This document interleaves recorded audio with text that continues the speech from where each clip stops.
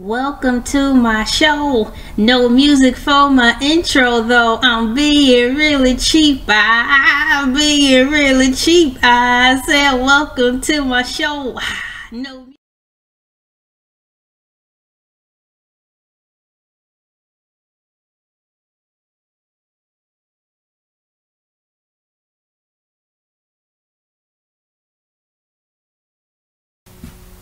Hey, what's up? It's me, Elay, pronounced like LA, like the city. I'm not from there, but I'm breezy. Reppin' Saginaw, Michigan, not Saginaw, Texas. I'm from Saginaw, Michigan, not Saginaw, Texas. It's me, LA, in the heezy, though. Welcome to my TV show. Welcome to When You're Poor, Part 3. When You're Poor, like Poor, not Pour, like pour me some more Kool-Aid. Today I'll be talking about unsatisfactory foods that you gotta eat. You meaning me meaning you. This is my life,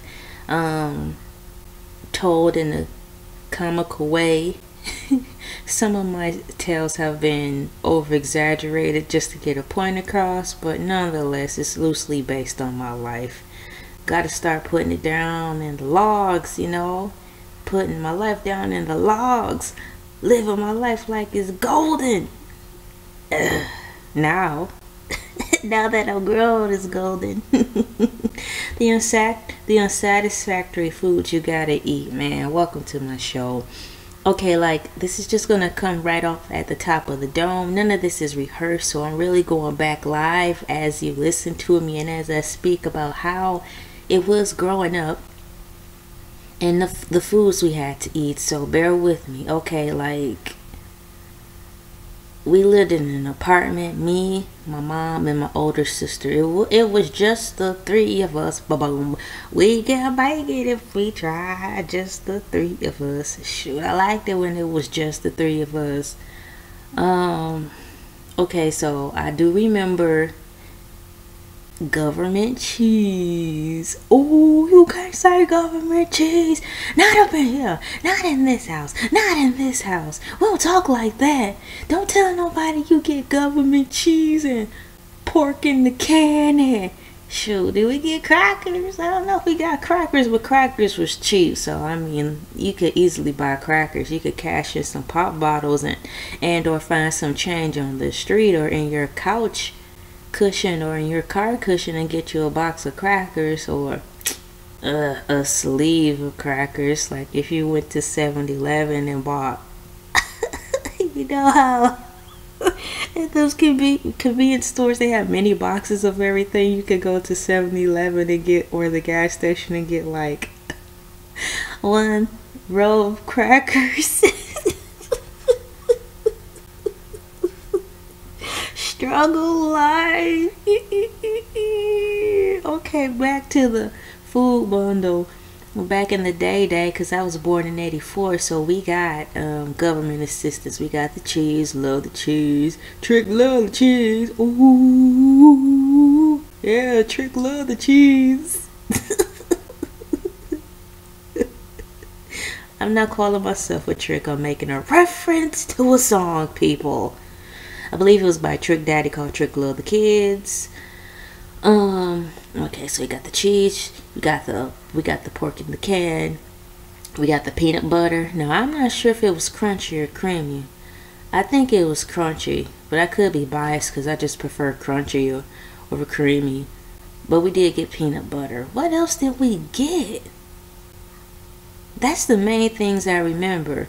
So where we're from, we had to go to this building. Let me see if I could type it in while I talk. There is a building located in Saginaw, formerly called, let me see here, CAC Hall, Saginaw, Michigan. There was a place where we had to go get our food. It's now called the CAC Community Action Center building. It's a community aging commission building now, but at the time, like in the 80s, in the 80s, because that's when I was born, 84, early 80s, we went there. So the address was 2824 Perkins Street, Saginaw, Michigan. 2824 Perkins Street, Saginaw, Michigan. Growing up, we had to go to that building specifically and stand in this long line where a whole bunch of other people were just standing in line talking and running their mouths and waiting to get their box of food. It seemed like we did that every month. And my mom used to always say when we went, oh my gosh, she never let it down, to the point when I started going with her, I just start ad-libbing for her and narrating for her, because she always said the same thing. So we would pull up into this former welfare office to pick up our food package, and she'll be like, I remember when this used to be the skating ring. Oh, we used to have a good time here. I'm like, how come old people always drive by buildings and tell us what it used to be? But what made it so agitating and annoying is the fact that how they said it, like they wish they could go back. I'm like, well, you can't, and you stuck with us. So please live in the present, because you making me feel bad, because the way you're reminiscing, you wish you were there. I remember when this used to be the roller skating building. We used to have so much fun here. This was where we used to hang out. Like, shut up! It's my time now. It's my time to shine.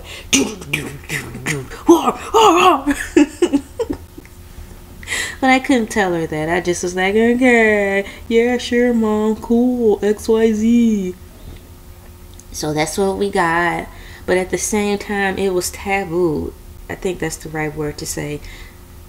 Outside of going to get our government food boxes, outside of that, if we said that we got food stamps or a government cheese anywhere else, it was wrong to say. My mom, I could tell it made my mom uncomfortable to just flat out say, we're getting food stamps. I'm like, what's so wrong with food stamps? We gotta eat. Don't tell nobody you get food stamps. Tell nobody need to know. Don't put those people in our business. I'm like, but when we go every month to the place, you talking to everybody and, girl, how you doing? And what you getting today? Yeah. Like, it's okay. So you sending mixed messages. Oh, it's okay to be when in Rome, do as the Romans when you get in your box, because everybody else and their mamas in that environment is getting the same thing you're getting, so you feel no shame. You don't feel any shamefulness. But when we get home and back into our quote-unquote regular everyday lives, not around all the other people getting food stamps and WIC or whatever, we can't talk about it.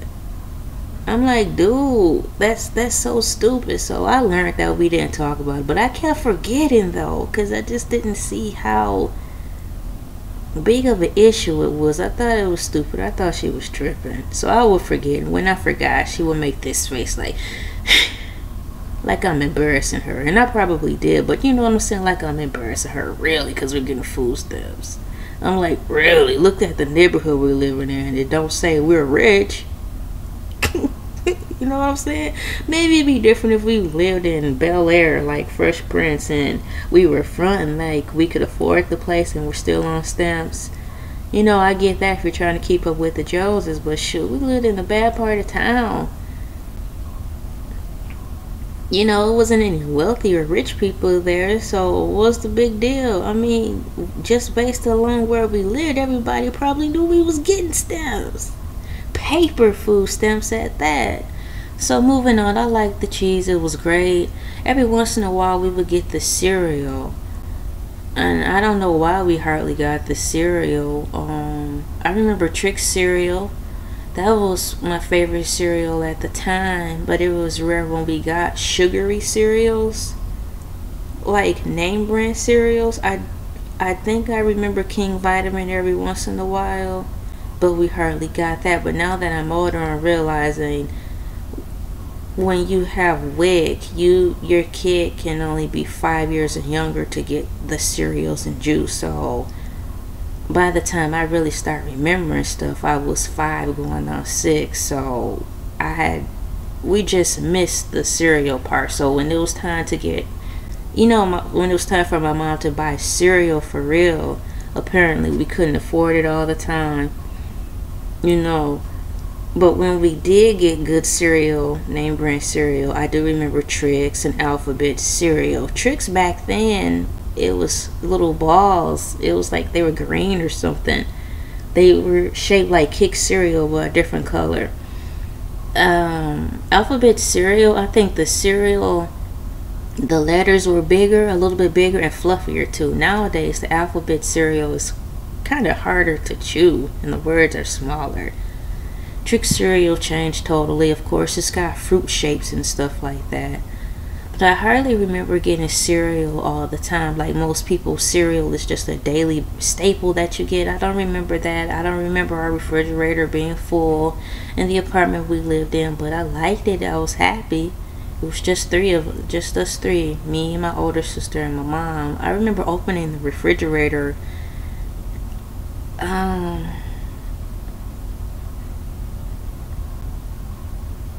And it was never really anything in there. I remember bologna always being in there.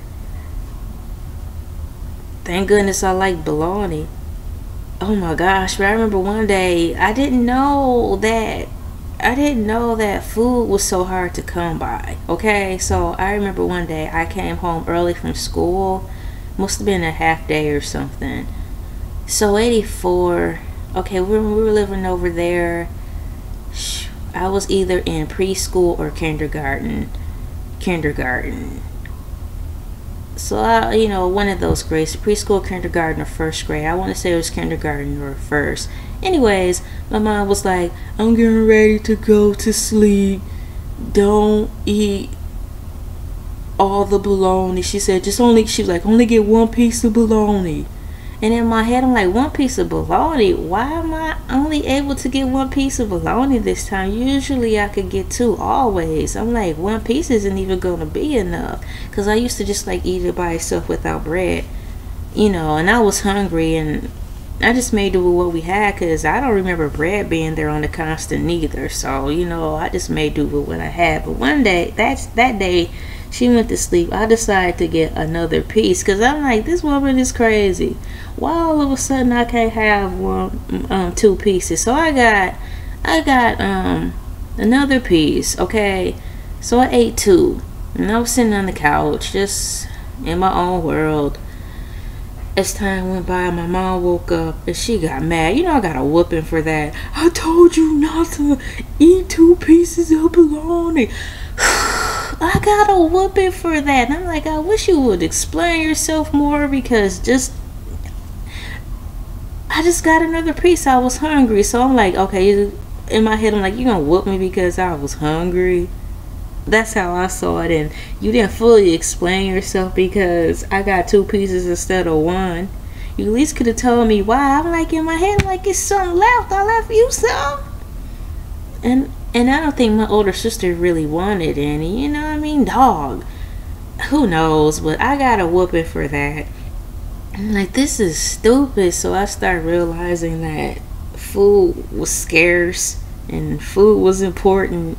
And I had to kind of be careful how much I ate. But it was like, dog, this is stupid. Why would you give me a whooping for that? And I think when my dad so happened to come over that day, I think she told him and it made the situation worse. I'm like, this is stupid. I think he just laughed it off, but dang, it was so retarded. Why she got really upset about that. And when I mean really upset, there's different levels to my mom being upset, but this was like, she's got 1 tier, 2 tier, 3 tier. She was like level 3 tier. I'm like, this is so dumb. If you just talk to me and explain to me like, hey, just get 1 piece because maybe your dad's coming over and I want to make sure I have enough. If you give me a full logical explanation, it would make more sense to me. Because she didn't give me that. So I just went on and did what I had to do. Because I'm like, she crazy. This not even making sense. I'm hungry. So I ate. Let's see. Moving forward, those are my stories from living in the apartment. Now I'm gonna move forward into the years and days when my dad came back into our life permanently. We lived in a suburb where everybody claimed that's where rich people stayed. I didn't know what that meant at the time, but that's where we moved out to, where the rich people stayed. But even then, we had food. We did have food. The fridge was filled, but it wasn't filled with good food. It was filled with a lot of food, I think, from like my grandfather, because at that time my grandfather had a whole bunch of gardens like everywhere. So my mom would always get tons and tons of collard greens or greens and snap beans and black eyed peas and these other peas and ham hocks or something like that, and menudo and hog head cheese. My grandfather made all that stuff from scratch. So our freezer was primarily filled with stuff from my grandfather's garden, down in the freezer part at least. So that's a lot. That's what really kept us, honestly. Because we still didn't have a lot of food. If it wasn't for my granddad, our fridge would still be almost just as bare. Okay, yeah, almost just as bare as if we were on our own without my dad. We did have the staples though when my dad was back in our life, like cheese, like real cheese, excuse me, like cheese slices, eggs, grits, oatmeal, corn flakes. Oh yay, whoop-de-doo. Yeah, we moved dad's back in our life. Oh, we get corn flakes. Man, wow, we're really upgrading. But the food game and choices were weak, honestly. So shouts out to my granddad, because as I look back, if it wasn't for him all those years, man, we really wouldn't have had a lot of choices. And me being a kid, I wasn't even into all that stuff anyways. I mean, every once in a while, but it was like, dog, we ate it every day. I called it slave food because I just got tired of eating it. Neck bones, neck bones, what else, man? Dog, I was about to say hog balls, pig knees, pig toes, greens, Jiffy cornbread. Oh my gosh, I was so sick of Jiffy cornbread. I liked hot water cornbread, but you know, my mom fixed whatever my dad liked. So basically what my dad liked is what we ate. So I guess that's why we had crappy dinner all the time, because my dad always ate that slave food. My mom, she used to laugh, and she kind of didn't like it when I used to start saying it, but I used to call it slave food, man. Beans and Jiffy cornbread and fried chicken was cool, but I mean, it just, where's the variety? It just, that food just seems so depressing to me. It's just, but all I can remember is, well, whatever my dad wanted, that's what we had. He dictated every single thing. Every once in a while, she'd try to change it up, but when she did, my dad complained. He would say, it's too much of this in there, it's too much of that in there, it's making me break out, I'm getting high, so I don't like this. Or I'm like, oh my gosh, we can't do anything. We can't eat what we want. And we just, food was slim regardless of the fact too. Even for us to live in the suburbs, by that time, I don't think I really I was a picky eater. So when I was able to go to the grocery store, and using air quotes, to get anything I wanted, the things I wanted, they said I couldn't get because it was too much money. I'm talking about food, or maybe something like nobody else in the house is gonna want it, but I'm like, you asked me what I want. You said you could go in the store and get anything you want. Or it was too sugary, or they just thought I wasn't going to like it. I'm like, how are you going to think that I'm not gonna like something? Just because you never seen me have it before, just because you never seen it in the house, or just because it looks weird to you, you just automatically assume that you're not gonna buy it for me because you just automatically think I'm not gonna like it. So there wasn't much for me to choose from. And then when I did get what I want, I learned fast that it had to be something practical and it had to be highly inexpensive. So that really altered my decision making on choosing things when I grew up there. You know, it had to be something everybody liked, it had to be cheap, and it had to be practical. It had to make some sense, which was stupid because if I had those restraints, that mean I really wasn't getting what I wanted. So it came to a point where I just quit picking stuff. I would just tell them I don't know. I knew what I really wanted when I would go places, but by that time, you know, over the years of getting told that all the time, you just get conditioned. Like, what's the point? Because they're gonna not let you get it anyways. So I just said I don't know, or I just would say I didn't want anything. Let's see, the unsatisfactory foods you get to eat being poor. I learned as I got older that my dad did put us on a budget. Of course, cool, fine, but when it came to the food budget, my mom, it just was agitating because I saw the stress and anxiety and disappointment when my dad only budgeted a little bit of money for us, like $20 for groceries. And it's like, I thought we moved over here because this was the quote-unquote rich people section, and you wanted to give us a better life and things were going to be better, but it's, you know, we have a whole family to feed. And it was crazy because by that time my sister was born. I think she was born in what, 94? Yeah, 93, 94, because late 93, 94, because I was in 4th grade. So things got even tighter.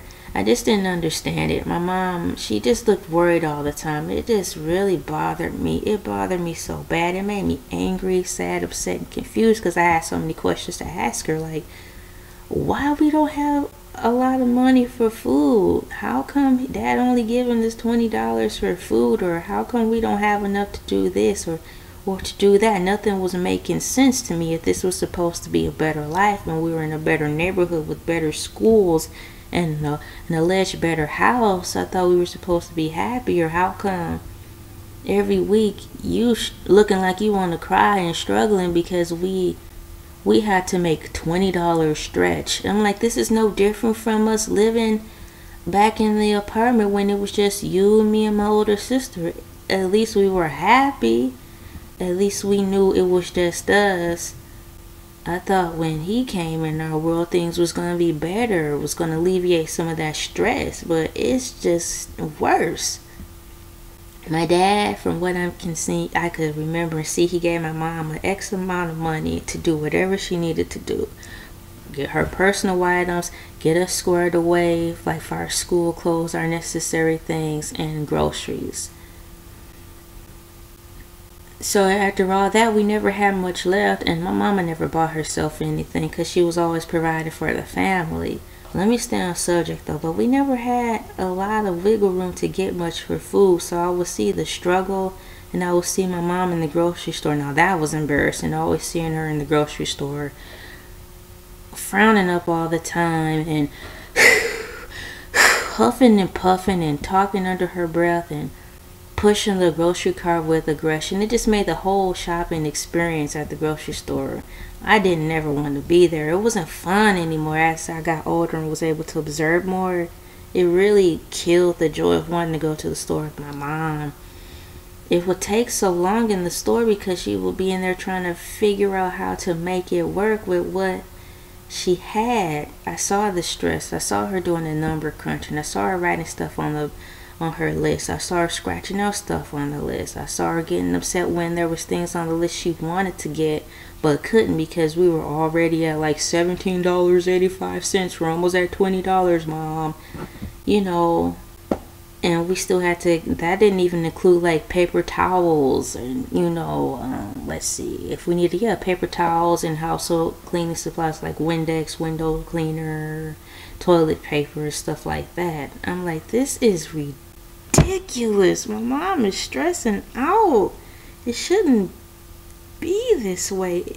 Her energy started festering on me as, excuse me, the more I got older and was able to see more things. You know, when you get older, you just start to comprehend more. It just was sickening. I'm like, and this went on. This went on all the way until I moved out of the house. Some days we'll have a lot of food, some days we wouldn't, you know. And on the days we did get a lot of food, I was so scared to eat because I didn't want it to go away so fast and we'd be back struggling next to nothing. So I started developing poor eating habits for years because it was like, I was like, I don't want to eat too much because I want my, like if we had good food, I was like, I didn't want to eat too much because I want my sisters to have some too. My goal was to stretch it out as far as I could. So it was like that stuff was passed on to me. Watch my mom stretch $20 and worry and stress and see how long she can make things last, passed down onto me into how I ate. So I wasn't eating like I should because I was so worried. I wanted the food to last, at least the good food when we were able to get it, like name brand food. I wanted it to last. So I would just nibble on food or, you know, say I wasn't hungry or things like that. And it got into a routine where I just wasn't eating a lot. Or I started eating pasta a lot because I learned that that was inexpensive, but it was really good. I had no idea though that it wasn't nourishing. You just can't eat pasta all day. I didn't know though. I would hear my mom say it every once in a while, but they weren't emphasizing it a lot. I guess the main thing it was they saw me eating and I was full. So they overlooked the fact that I really wasn't getting any nourishment for my body. The things they overemphasized to me and stressed were stupid things. You know, like don't tell your business, which I'm doing now. Don't tell your business. But as far as eating, being nutritious, they didn't stress that. So it kept the peace. It kept them out of my hair. And the older I got, let's just say high school, I had a little more freedom. I was a little more busier with, you know, homework and stuff. So I didn't eat a lot of the food my mom made. By that time, her food started not tasting appealing to me. It started tasting sorrowful. Sorrowful meaning not spoiled, but like that book, like Water for Chocolate or something. It's a Hispanic book or something. It's about these Mexican women who had some type of restaurant where her emotions poured into her food as she cooked. Well, that's exactly what happened to my mom. It was like her soul was dying, was dead, her spirit was killed, and that soulless energy was getting into the food. So it didn't taste right anymore to me. I didn't want to eat it, so I tried to avoid it as much as I could. I felt so sorry for my mom. She really was she lost herself, you know. Being in a strained marriage, it was too much dictatorship. So I would eat just to survive, you know. I just would eat just to survive because the food wasn't that good. We didn't have much there, you know. And the food we had was just like, oh my gosh, can I just, oh, this is terrible. We didn't have much to choose from. You know, that this is my story. You know, we just didn't really have much to choose from, okay? We had cookies and stuff because my dad ate a lot of junk food. I wasn't really much of a junk food eater, though. I was pretty conscious about that. I didn't eat too much candy because I just didn't really like it too much. So when we did have candy, I preferred chocolates. But once again, I didn't want to eat too many because I felt they were keeping account of that. And it's like, oh, this is just too much. This is just too much. So I know I developed poor eating habits growing up there, not eating enough, just eating to survive, not eating for enjoyment, just eating because I had to. And I carried that over into my adulthood life. And I didn't even realize how skinny and underweight I was until my husband came into my life. I had no idea. I honestly looked like a crackhead. And I never did drugs like that. But I didn't know. Poor eating habits, you just don't know. So that's what happened to me. The unsatisfactory foods you get to eat. I know I ended up getting a job in high school, I think my 11th grade year. And so I started kind of buying food for myself after school because I just couldn't take it anymore. I just didn't want to eat the same thing. My mom made the same thing over and over and over and over and over and over and over and over. I'm like, wow. Oh my gosh, Dad, you really did it. and that's true. We really had the same things over and over. After my grandfather passed, of course, we didn't have the accessibilities as much as of the greens and stuff like that. That kept the refrigerator, that's things that kept our freezer full. I'm trying to think if anything changed. Nothing really changed too much. I was just afraid to overeat or get too full because I wanted the food to last till the next day or to make sure everybody had enough. So I couldn't eat to enjoy it because I just was always worried, is it gonna be enough the next go round? I didn't want to be greedy. So instead of getting like 2 pieces of chicken like I really wanted, I would just get 1. I just skim my portion sizes down and just said I was full. Or just didn't say anything at all. I just excused myself from the table and just act like everything was cool, But for some odd reason, I didn't understand why my mom and dad were getting so fat and we didn't have a lot of food.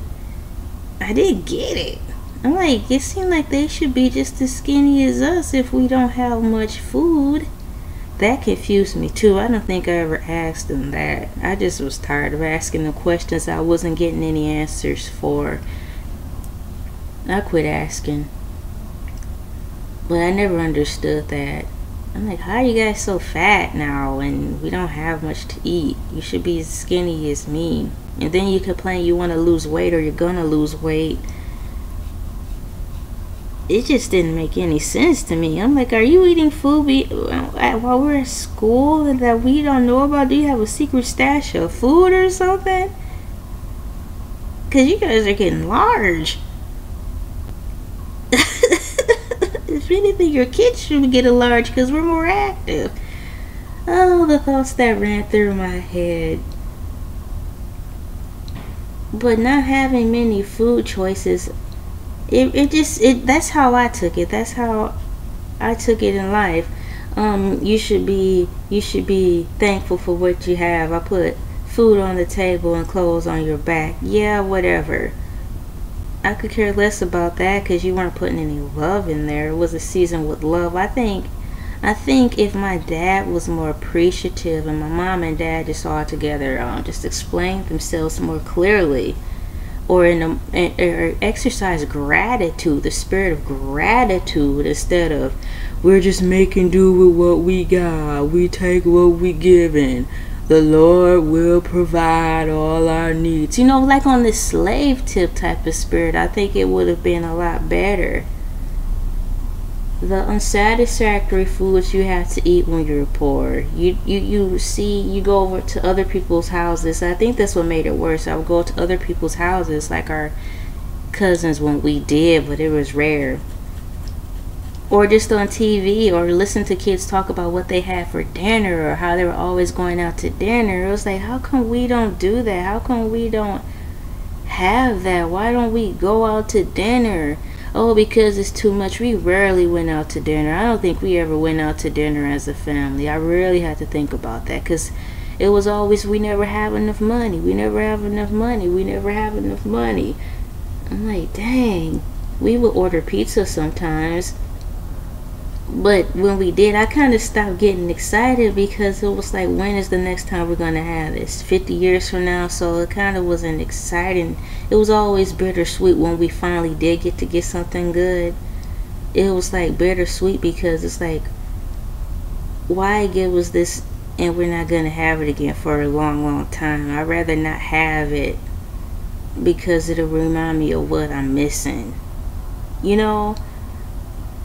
It was just, I just found it odd. We moved over there to have a better life, but it was worse. It just didn't make sense to me. We didn't do anything. It would have been nice if we did go out to eat, but we didn't. It would have been nice if we had different varieties of food, but my dad dictated that. My mom, she said she used to be a good cooker. She liked to cook, but she told me she didn't know what happened. I know what happened. She just got beat down by him. Wore out from life. Wore out from taking care of us. She, you know, who knows if she even wanted kids to begin with. So she had to take care of us and stop her dreams because she was going to school. She was creative, but she stopped all that. So, you know, I get it. So all the blame don't go on my dad. My mom should have fought harder too, but yeah, when you don't have a lot of food, everybody takes it different. Some people just eat because they like to eat. It just was weird. I just know it really affected my health and my future. And if it wasn't for my husband coming into my life, just really noticing things about me that I didn't notice, because that's just how I lived, I would be sick all the time. I used to be sick all the time, and it probably came from stress and not eating right. I had no idea I was that skinny, man. I didn't know. I had no idea I was so skinny. Man, I love my husband so much. You know, he makes sure I eat. He makes sure I get what I want. Not like a spoiled brat, but just when we go to the store, you know, he'll try to encourage me, because it's really hard sometimes. I've gotten a lot better, way better. I developed stuff like I developed those negative traits like from my mom. I wouldn't get anything. I would just make sure my son had food, and my husband had what they wanted, and I wouldn't pick what I wanted, because I felt if I picked what I really wanted, I would be taking from the family. I would be taking from them collectively. You know, my husband was like, "No, babe, I get where you're coming from, but you know, you don't have to live like that anymore. You with me. You know, it's different. You don't have to put yourself last. You don't have to sacrifice all the time. You don't have to sacrifice yourself all the time, especially when it comes to food." Because he's like, if you're not healthy, you know, we're going to be worried about you, and it's just going to take the mood down. I'm like, I get it. You know, if you're not healthy, how can you be there for the baby? And for us, you know, everybody should be equally balanced. So it was really hard. It was really hard. But now I don't feel as guilty at all as for going to the store getting what I want. And it's funny because the stuff I want really don't cost that much. So I'll shake my head and think about why my parents always complained that everything was so expensive. But I love my husband. I'm so forever grateful for him, because he's helping me be more aware and not be so don't be the sacrificial lamb all the time, because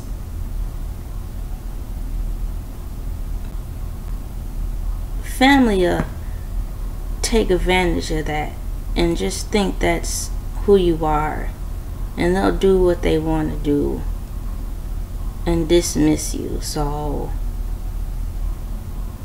you know, growing up we really didn't have a lot of food. We didn't. I can't say that. It was weird. It just didn't make sense for us to live in the suburbs and have a better life, and we were really struggling for food. It just didn't make sense.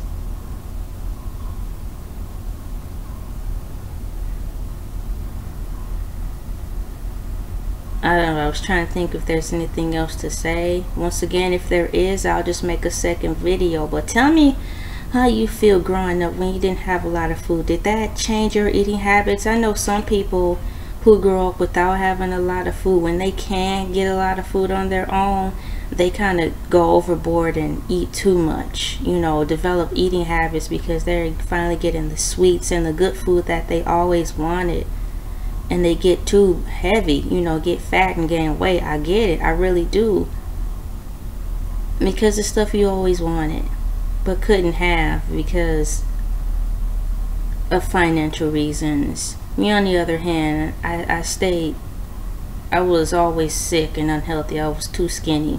I was way too skinny because of that. So what was your outcome if you grew up struggling and didn't have food? Did you tell yourself, I'm never going to be like that? I'm not going to have my kids struggling like that. When I get my own family, or when I move out of the house, I'm going to make sure my refrigerator is always filled, or I'm going to at least get one thing every time I go to the grocery store that I want, and get all other practical stuff, you know, like your staples, milk, eggs, cheese, ham, whatever. How do you feel if you're struggling now? Do you feel embarrassed? Do you feel embarrassed taking the bridge card? Did you guys feel embarrassed for people of my age who got the paper food stamps? Was it so taboo to talk about growing up getting paper food stamps?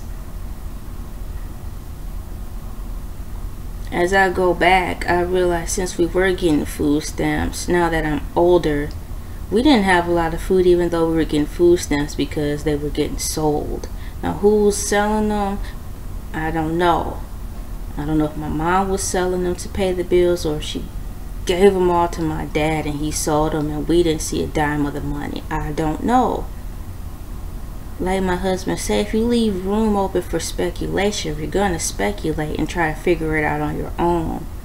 Only reason I'm saying all this stuff now is because I couldn't get these questions out and answered from my parents.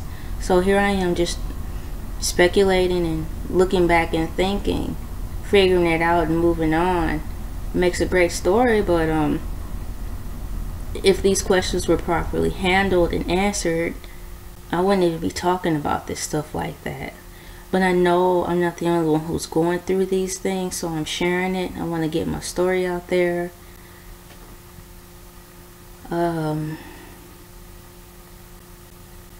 It's just time. It's time for people to get to know me a little more, where I come from, how difficult it really was.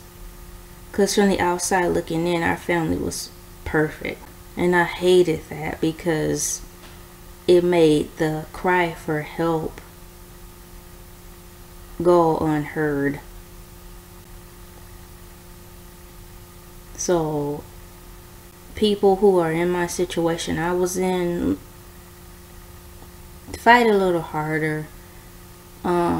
If you have a hard time communicating with your parents because everything is no, or authoritative, or dictatorship, or they twist your words around, or really unfortunately don't want to answer those hard questions, and they get hostile with you and blame it on you, try writing a letter to them to see if you can get through to them that way.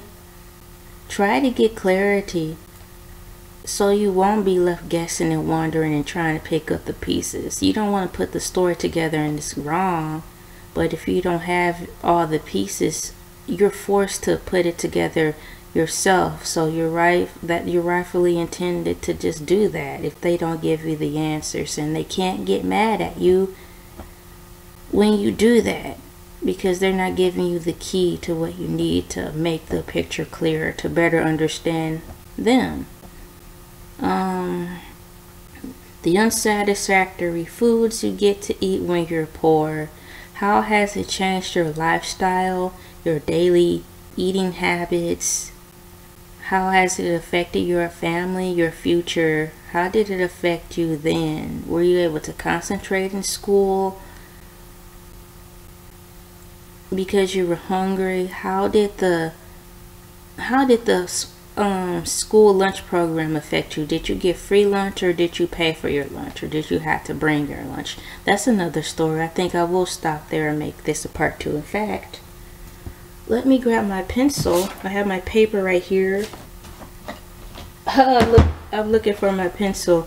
So for part 4, I'm writing this down as we speak. It will be hot food lunch, you know, school lunch. SCHOOL.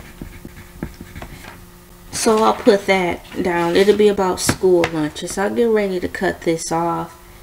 Once again, it's me, Elay, pronounced like LA, like the city. I'm not from there, but I'm breezy. We're from Saginaw, Michigan, not Saginaw, Texas. Saginaw, Michigan, not Saginaw, Texas. Telling you my story from my point of view. Putting the piece together the best way I can based on the information I was given, which wasn't much, just speculation, keen observation, common sense, and just realizing things and how they work and how they're supposed to work and how they're not supposed to work as I grew up. I love my mom and dad, but that's just the story I'm telling. No holds barred.